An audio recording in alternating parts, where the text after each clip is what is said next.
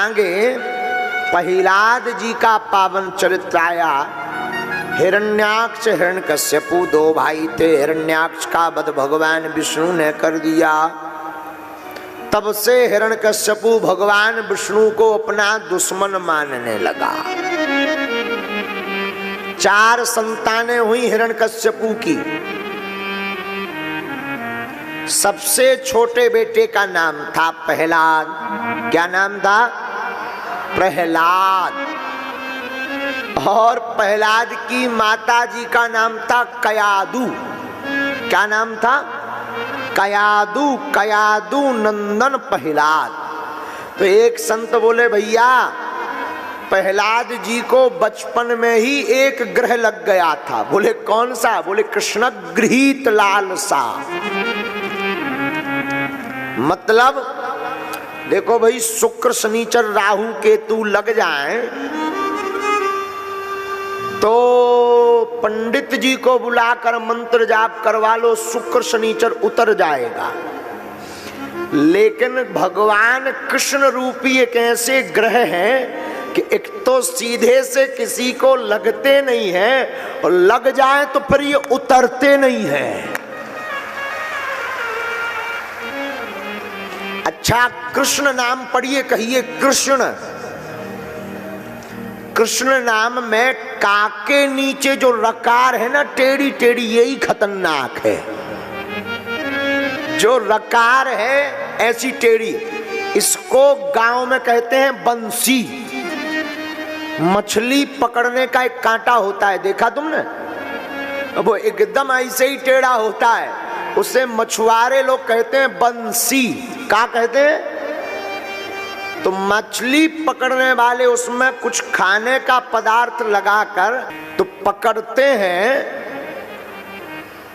तो खाने का पदार्थ लगा देते, मछली भोजन समझकर खाती है और वो बंसी तलुए में फंस जाती है।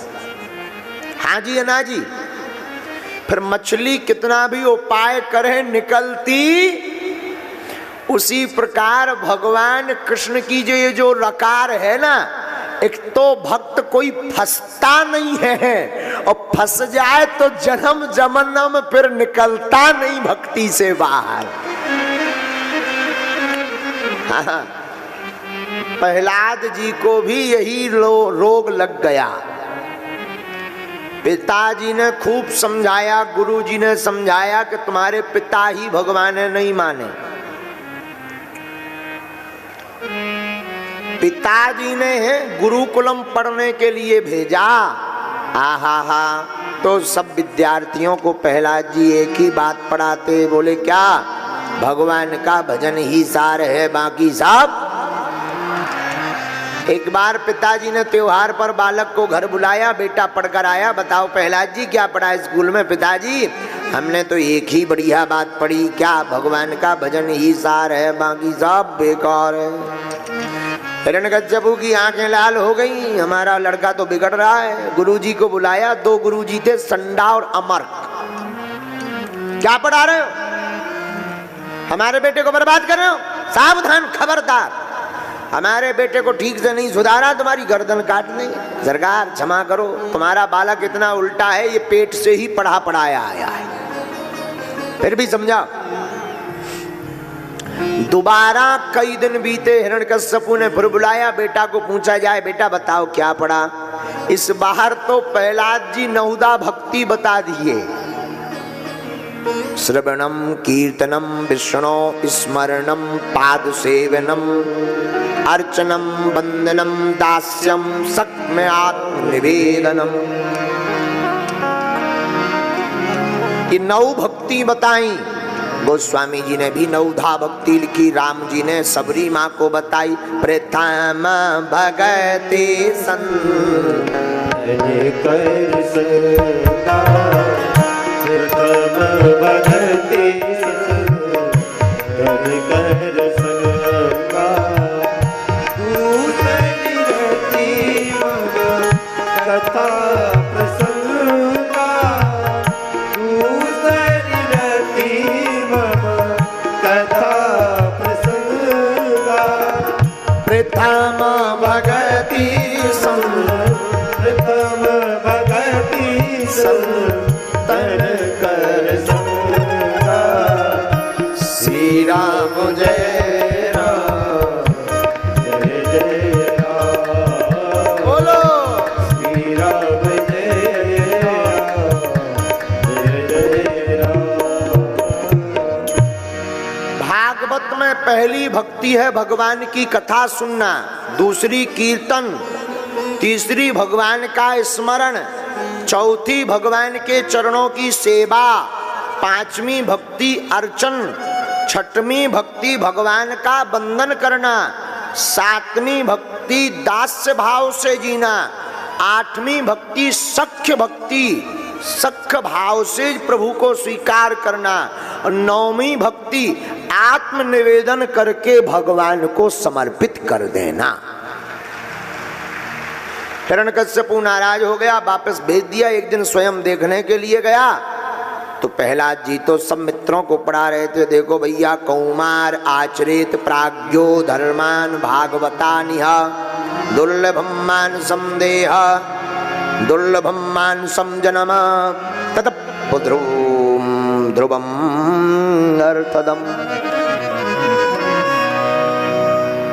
मनुष्य जन्म बड़ा दुर्लभ है, इसलिए सब विद्यार्थियों को कहा कि कीर्तन गाओ।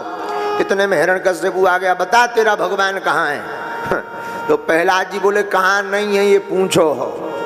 हरि व्यापक सर्वत्र समाना प्रेमत प्रकट हो ही मैं जाना। वो सब जगह है। हिरण्यकश्यपु बोला इस खम्भे में भी है? बिल्कुल है। बांध दिया, तलवार मारने के लिए निकाल ली। भगवान ने सोचा अगर भक्त का अहत हो जाएगा कोई हमारी भक्ति नहीं करेगा। प्रहलाद जी हाथ जोड़कर खड़े हो गए, सरकार हमें मरने का कोई भय नहीं, पर आपकी नाक ना कटने पावे। आहा, याद कर अपने भगवान को, हिरण्यकश्यपु बोला। प्रहलाद जी बोले हमें तो याद ही है। तुम याद करो, काल आने वाला है। पिताजी काल, हमारा बेटा हमारी ही बात नहीं मानता और उठाकर तलवार मारना चाहा। गगड़ गड़गड़ावे द संजीव लप लप लसावे चित्तवत सरोज मन मानो अब खावत है। गगड़ गड़गड़ानो खम्भ फाटो चरचरानो निक्सोर नाहर को रूपति भयानक है। गगड़ गड़गड़ावे द संजीव लप लप लसावे चित्तवत सरोज मन मानो अब खावत है।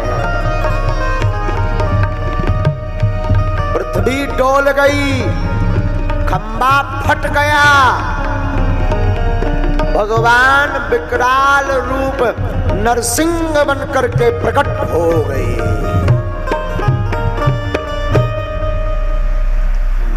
पहले तो हिरण्यकश्यप भी डरा कि खतरनाक है, चूंकि हिरण्यकश्यपु को 6 वरदान थे, ब्रह्मा जी ने दिए थे।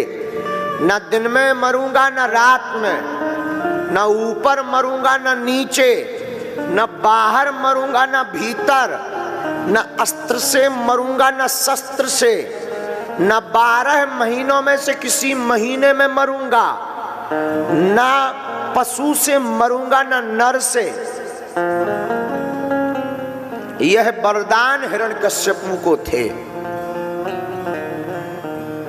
तो पहले तो हिरण्यकश्यपु डरा कि खतरनाक प्रकट हुए, बोलो नरसिंह भगवान की जय।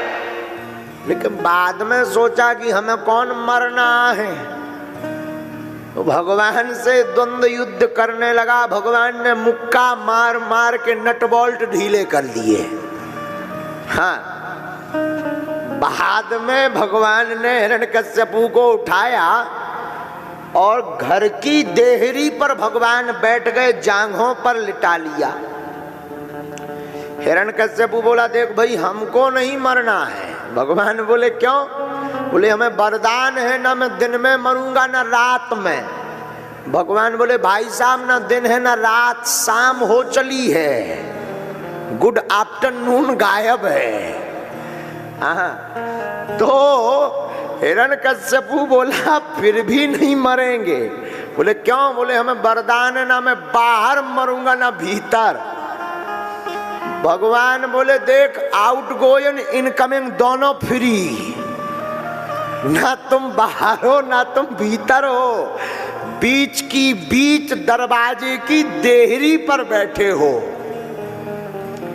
हिरण्यकश्यपु बोला तब भी नहीं मरूंगा। क्यों? ना मैं ऊपर मरूंगा ना नीचे, वरदान है। भगवान बोले ना तुम अपर में हो ना डिपर में। फिर भगवान बोले तुम बीच की बीच हमारी लिफ्ट पर जांघ पर लेटे हो। तो हिरण्यकश्यपु बोला अब भी नहीं मरूंगा। भगवान बोले क्यों? बोले एक और वरदान है। क्या? ना मैं अस्त्र से मरूंगा ना शस्त्र से। भगवान अपने नाखून दिखा के बोले देख यही बहुत है तेरे लिए, तब भी नहीं मरूंगा। क्यों? वरदान है। क्या? ना मैं नर से मरूंगा ना पशु से। देखो बच गया। भगवान बोले हमारा सिस्टम देख ठीक से, ये मटेरियल ब्रह्मा जी की भी फैक्ट्री में नहीं है। आधा नर हूं आधा सिंह हूं। ऐसी सर्जरी तुम्हारे ब्रह्मा जी भी नहीं करके जानते कि सिंह में नर फिट कर दें। ऐसी सर्जरी नहीं अभी तक बनी। एक बार एक डॉक्टर हमसे भिड़ गया एम्स का। बोला गुरुजी भगवान भगवान लगाए रहते हो, तुम्हारे भगवान का करते? हम कहा ये बता तू काय का स्पेशलिस्ट है? बोला सर्जरी का। हमने कहा तूने कभी आधा नर आधा सिंह फिट किया? बोला हमने बोला कुछ नहीं, ये तो नहीं किया। हमने कहा ठटरी के बरे, तो फिर तू कुछ नहीं जानता। तो ब्रह्मा भगवान की सर्जरी देखो, आधा नर आधा सिंह, इसलिए लोग इनको कहते हैं नरसिंह। हिरण्यकश्यपु को लगा कि मामला पूरा ही गड़बड़ है, पूरा मैच इनके ही पाली में जा रहा, दे बाउंड्री पे बाउंड्री लगा रहे हैं। तो अंत में हिरण्यकश्यपु बोला फिर भी नहीं मरूंगा। भगवान बोले क्यों?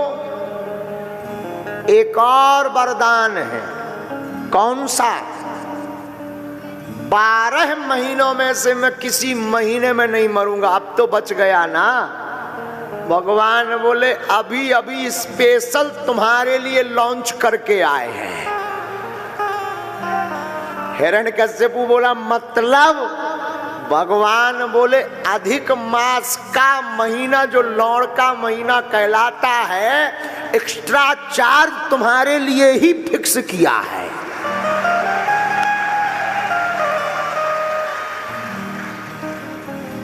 अब हिरण्यकश्यपु समझ गया कि तेरी भी खब जानी है। फिर भगवान प्रहलाद जी की दैन्यता की तरफ देखकर अपने दोनों नाखून उठा करके हिरण्यकश्यपु के उदर में विदीर्ण करते और हिरण्यकश्यपु का गोविंदाय नमो नमः।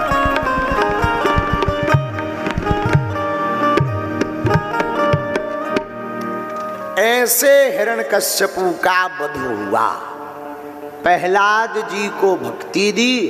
प्रहलाद जी से भगवान बोले मांगो।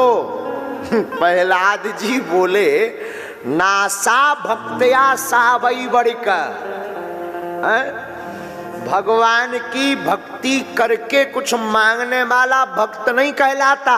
हम नहीं कह रहे। प्रहलाद जी बोले सावई बड़िक। बड़िक का मतलब व्यापारी, बिजनेसमैन। भाई तुम भक्ति कर रहे तो बदले में कुछ ले भी तो रहे, तो तुम भक्त नहीं हो, बिजनेसमैन हो। क्या हो? भक्त तो कहता है जिसमें तेरी रजा उसमें मुझे मजा।